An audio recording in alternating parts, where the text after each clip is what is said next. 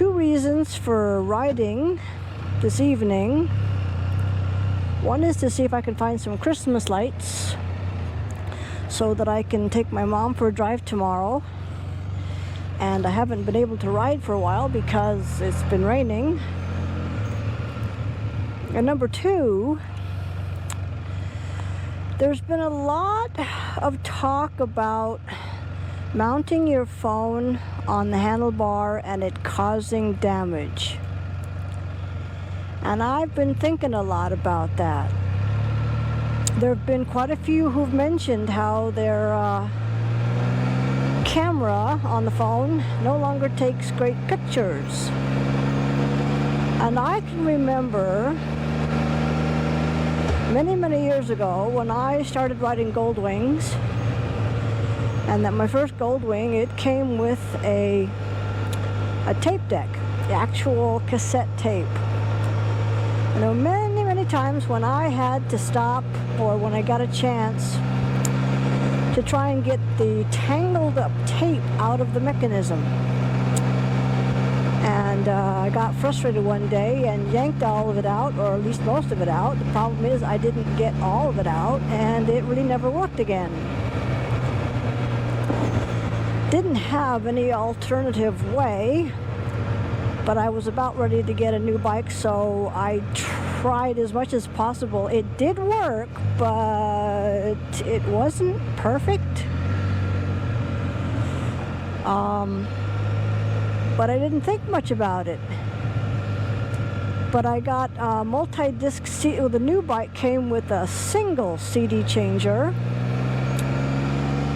and it was just not enough, because I mean, you get bored after half an hour of listening to the same old music.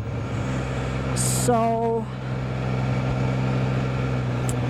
I got a multi-disc CD changer, and it lasted maybe not quite a year before it quit working, and I couldn't figure out what's wrong with it or why, but of course I have to get a new one, and that one didn't last very long either, and it was frustrating. So when I found a way to add auxiliary electronic, I said, let's do that. It never dawned on me that it was vibration. Now, a Goldwing is one of the smoothest rides you can get, and the CD changer was in the trunk.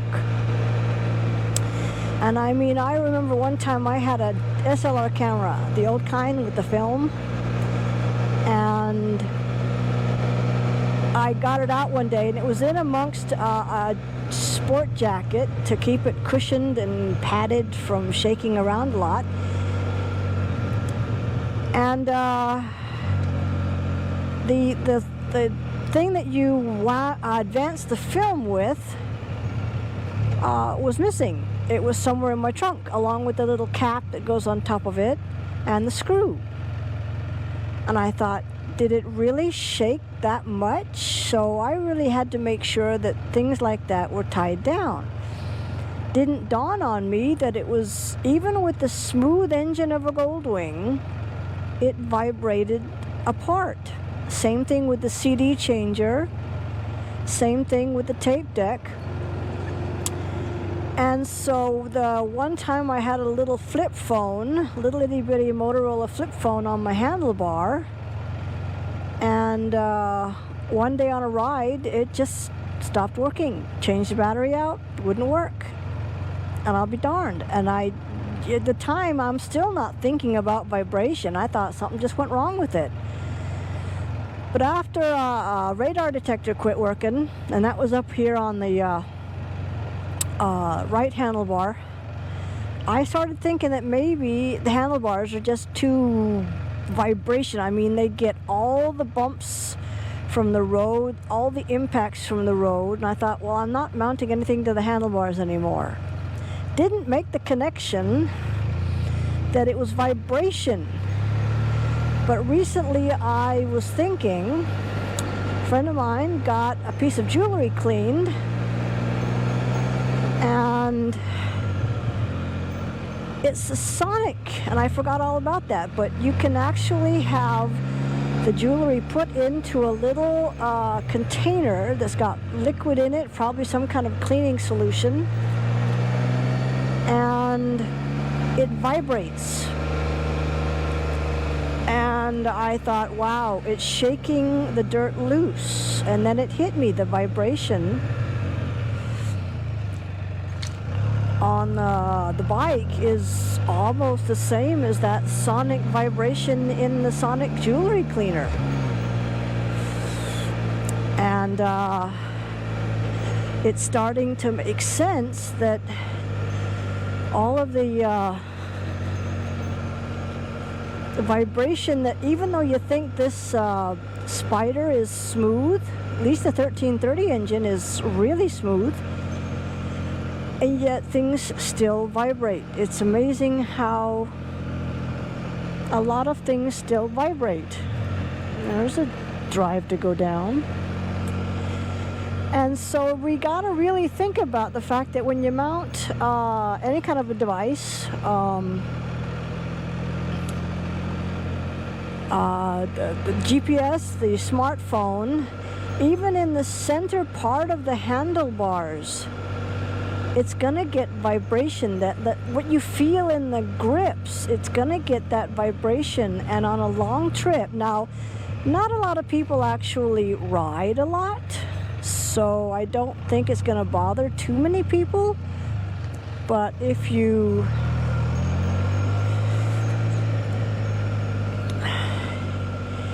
ride an awful lot, if you put a lot of miles on, having a Garmin or smartphone on the handlebars will eventually do something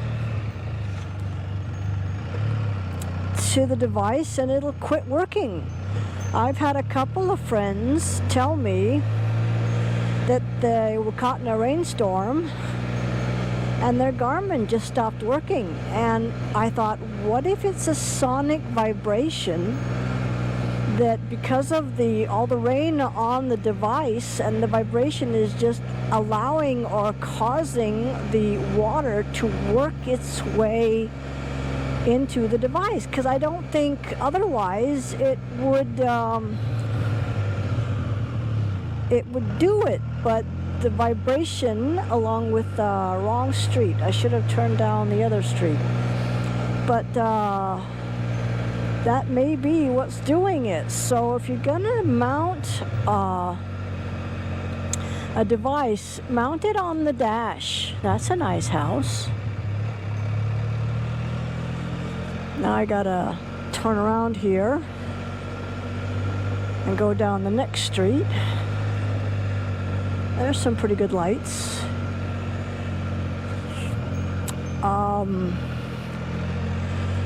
But it's the other problem when it comes to vibration is whenever I did have a TomTom or a Garmin, I didn't have a Garmin, I had a smartphone. At one point I did have a Garmin. It was the smaller thing.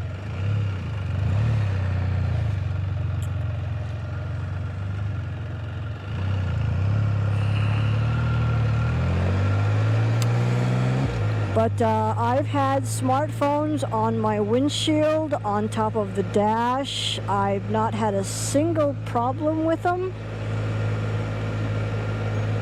since I started mounting on the dash instead of the handlebars. And when I put my Garmin away in the trunk, I'm thinking about it because I've got some additional GoPro clips, and I just attach them to the wall of the trunk the same way I attach them to the dash. The problem is it will get vibration, and so I'm thinking I'm gonna have to think of something else to mount them, to store them when I'm not actually using them, although they are a bit more rugged nowadays than the devices that we had years ago, so it's possible that the Garmin can take more of it. The other problem is actually manipulating the device while it's on your handlebars. Invariably, I found myself having to look away from the road in front of me and looking down at the device, and then of course the road is bumpy, so you're trying to get to touch the screen. GPS devices have glove capability of touching the screen, but it's not perfect, and invariably you rip your glove off and do it with your fingers. And at least that's what I did. I would just stick my hand in between my thigh and the side of the bike and pull it off, and then touch the device to get what I wanted done. Now I know a lot of newer gloves have touch-sensitive fingertips, but I've tried them and it's just not the same as your real finger. It really isn't. And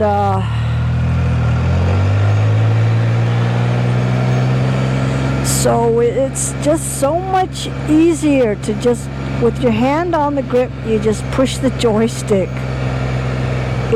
I mean, I have tried multiple, I had, when the iPhone 4 came out, the 4S, because I have a collection of all my phones. Believe me, I got one every year, because I had upgradable contract that I could get one every year. The thing is, at one point, because the one problem with the iPhone is you couldn't set it up like the Motorola to where after 3 rings it would just automatically answer. You had to actually swipe the screen.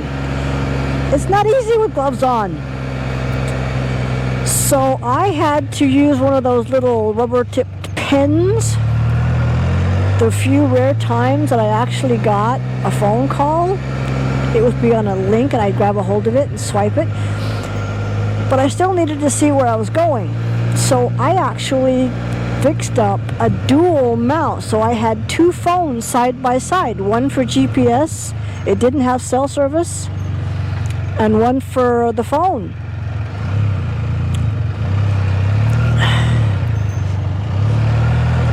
And that worked for a while.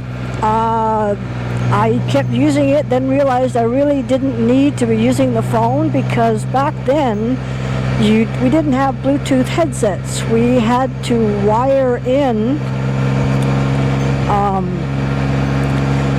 plug into the phone and plug into this bike sound system. And I was, this is nuts. So I ended up just using the one phone, the current phone, the active phone, and I used it for GPS, and if a phone call came in, I had it set up to where, hi, when I get a chance, I'll call you back. But it's amazing that the smoothness of the Spider engine, the smoothness of the Goldwing engine, I mean, you'd think that a Harley engine would be the main cause of vibration. But in a way, it's probably just as vibration as that little vibration you feel in the handlebars, in the grips. It's amazing how that can be very effective at damaging electronics, because they're just vibrating loose. I was still amazed at the top of the film advance lever. The cap vibrated loose, and the screw that was holding that lever onto the camera vibrated all the way out. And I'm like, well, damn. It vibrates inside the trunk of a Goldwing. And I've not known anyone to make any kind of a device that would protect those devices. And so it's just something to think about, that when you're going down the road, you really want to be keeping your eyes in front of you, especially where I live, because I lost a friend many years ago. He, according to the report, he was signaling to change lanes. He turned his head to the left, and as he did so, the lights came on, but he didn't see them come on, the brake lights. And by the time he turned back, he was crashing into the car in front. It can happen that quick. And so I've gotten into arguments with a few about turning your head when you're changing lanes. And I've learned how to use some really neat blind spot mirrors to where I am always looking in front of me, behind me, keeping an eye beside me. And I can check the blind spot mirror and be 90% sure there's nothing there. Now at nighttime, I turn my head. You can't avoid it. But during the daytime, I can literally be so aware of what's in front of me, behind me, beside me, that I can change lanes without turning my head.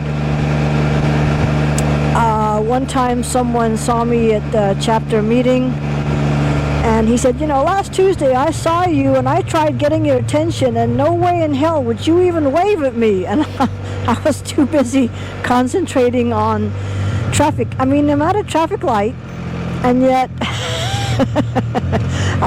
I'm not paying attention to anything other than the traffic in front of me, and especially behind me. You don't want to be rear-ended. So I like keeping my hands on the grips, and to remove them, to touch a device, to change music, to touch the device to try and find a gas station. I can do that. Push the joystick in and hold, go up to Genius, because Genius has a neat trick where you can do a search. And of course, I'm keeping my eyes in front of me, but I'm glancing down, and I know where the gas station is. It's the second one, and I can choose to go to the closest one. Let's see, there's 76. Let's try 76. And I can, even with Cyjic running, it's telling me, but now I've got Genius, and I have not had any issues, and I can cancel this route, push the joystick down and end the ride, push the joystick in and hold, go back to Cyjic. And if I want to find a gas station, I can find a gas station. And I don't have to take my hand off the handlebar. I don't have to fiddle with trying to look down. I can just see. I look down enough just to see it, but in my peripheral vision, I can still see traffic in front of me. Now, there's a road up here where every house was lit up. And I think I just passed it, and they're not doing it. Darn, that's no fun. No, maybe it's this one. Here we go. Now, this is where I wanted my Max camera, but it wouldn't. The batteries are going bad on it. I had it fully charged the other night. I turned it on, and it just kept turning itself off. So now you've got people taking their friends in big RV bus vans. Check it out.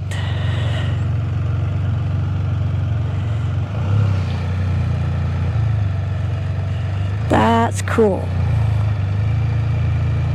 And no, I'm not keeping my eye on the road, but I don't think I'm going to need to. Ooh, I like the tree.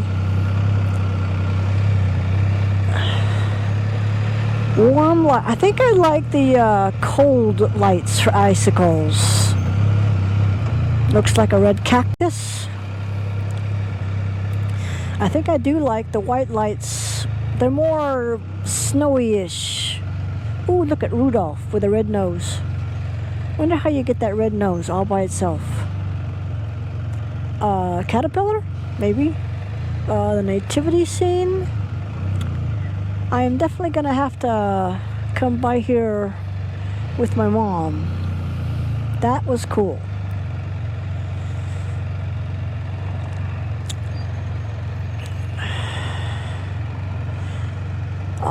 Senior center. Got a bus full of seniors to go out. And there's the moon up there. Probably can't get it because the cameras just don't see what your eye sees. And this bus isn't going to move out fast enough. But yeah, vibration can destroy electronics. Using them while riding can not be safe. And I've learned that, I've got 600,000 miles on motorcycles, and I've tried everything. And nothing beats the joystick. It's easier to manage, and come on, it's electronics. Nothing stays the same. Things are changing every second. So as soon as you buy an electronics, it's old, it's out of date, and you've got to keep up with it, otherwise you're not going to be able to use it. Now that's neat, I like that. And it's really not that hard to work. The GPS apps are just the same as a Garmin. They look a little different, but they're just the same. The processor's a whole lot faster, and that's why I switched to using the iPhone, because I was making routes on my TomTom, and God, it would take forever. You'd hit the minus button to zoom out, because it's the way I create routes, is I just look up whereabouts I'm planning on going. If I know the address, I can put the address in, but a lot of times I'll just zoom out and then zoom in to where I want to go. And as the processor on Garmin's and TomToms, or the older ones anyways, are not the fastest, I could hit the minus button and I have to wait for the map to reload, and then I have to hit the minus button and then wait for the map to reload, and then hit the minus button and wait for the map to reload. And it could take forever, and then I touch the spot where I want to go, and then when I want to add a waypoint, I've got to go back and do it all over again.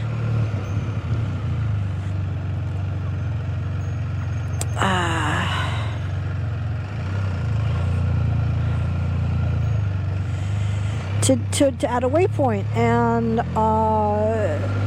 when I got TomTom on the iPhone, I'm like, zoom out, push, zoom in, I'm done. It was so much easier. And yes, TomTom and Garmin were available as apps on smartphones. Last year was the last year that Garmin would support their app. They took it off some years ago because people are going the freeway and using Google Maps and Waze. The problem is they use cell service, and if you so much as have a hiccup while you're on a route, you're going to lose it, and then you're not going to have any map data, and you're going to be screwed. to have the map data downloaded already to just use whenever you want to is so much nicer. So, I've got a good idea where I want to take my mom tomorrow for Christmas lights.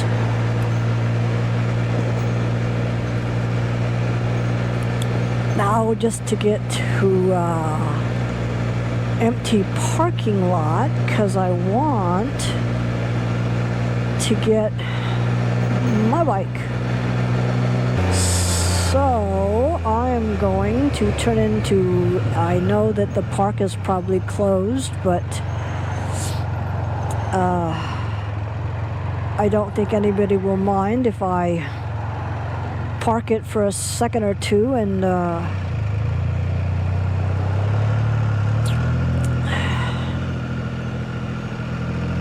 there's a UPS truck in the parking lot. So there's one car, a couple doing something.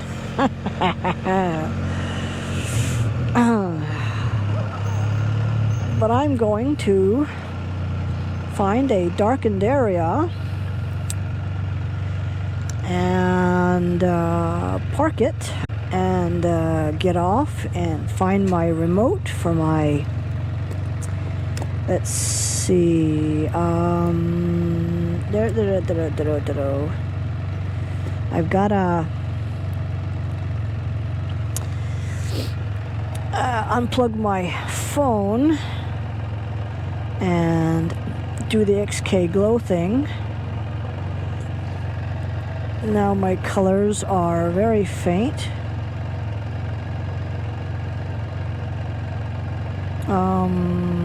But I need to, I think I'm going to have to take my phone off and try it. Okay, never mind. I need to, there's my blue.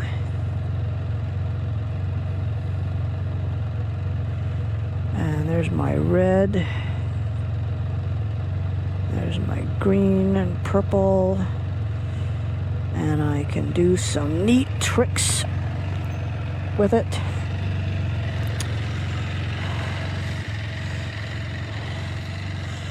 And that's the way my bike is supposed to work. Along with the bump skid.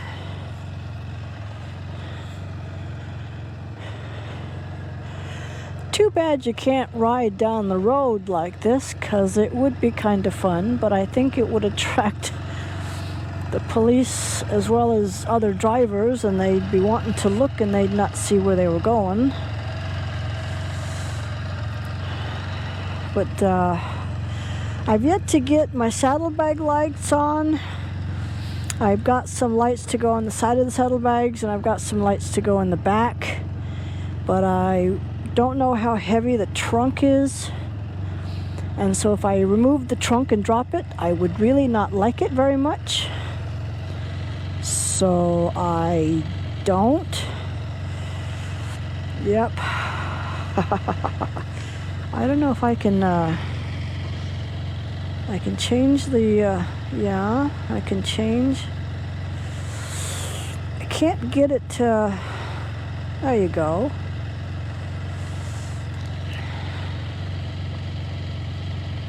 I could do a bit patriotic.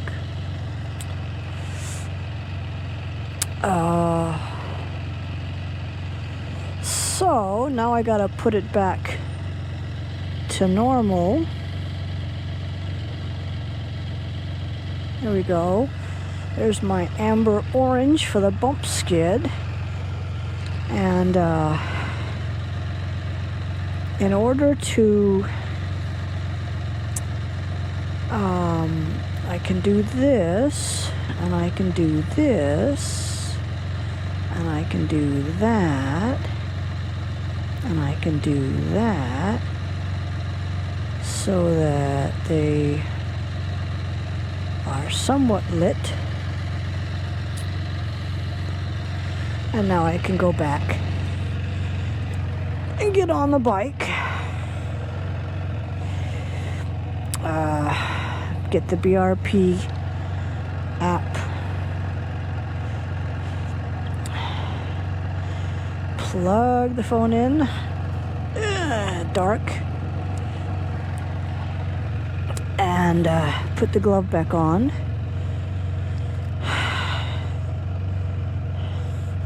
Well, the UPS truck left. So now I get to go home and have dinner.